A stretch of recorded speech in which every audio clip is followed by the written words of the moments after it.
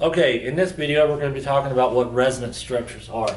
So this is a continuation of Lewis structures. And so when we talk about resonance structures, what does resonance mean?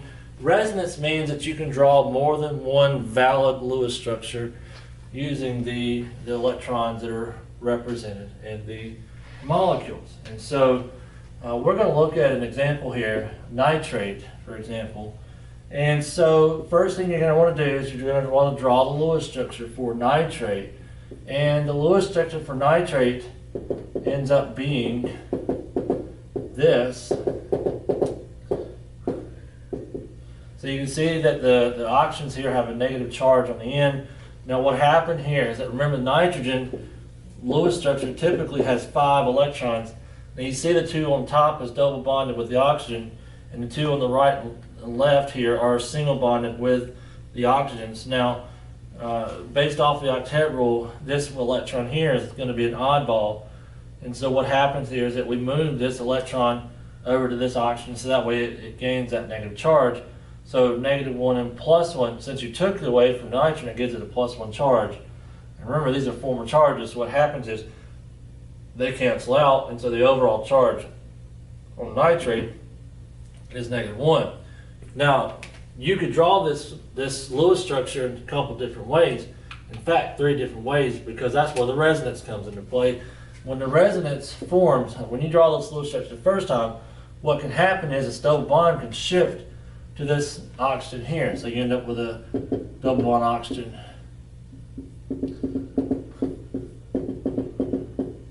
Now, this double bond can then rotate to this oxygen, and you're going to form this Lewis structure. Now, all 3 of these Lewis structures are valid. So we say that this molecule has resonance. In this case here, this molecule has 3 resonance structures. So let's look at another example. Let's look at hydroxide. All right, hydroxide is oxygen. 6 + 1 + 1 gives me 8. So when we draw this one, you're going to have this Lewis structure here. Now the question is, does this have any resonance? Is there any other way to draw this Lewis structure? The answer is no, you can't draw this Lewis structure anymore. So how many resonance structures does this have? There's only 1 structure that you can draw. So if we were to talk about how many resonance, we'd say just 1 resonance structure. So when does resonance happen? Well, resonance happens when you can draw more than 1 Lewis structure for that specific compound. And so polyatomic ions are great examples because polyatomic ions can resonate. And a good example would be acetate. All right, what is acetate's formula?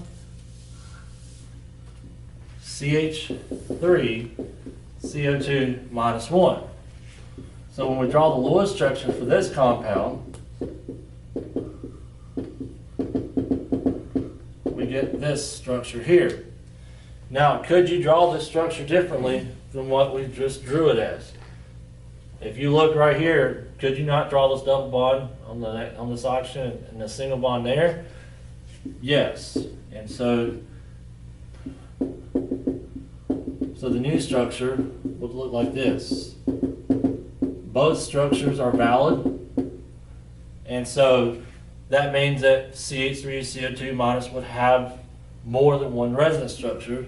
In this case, it has 2 resonance structures. So when we talk about resonance structures, we have to pay attention to the Lewis structure, and we have to make sure that we can draw it more than once in order for it to be multiple resonance structures.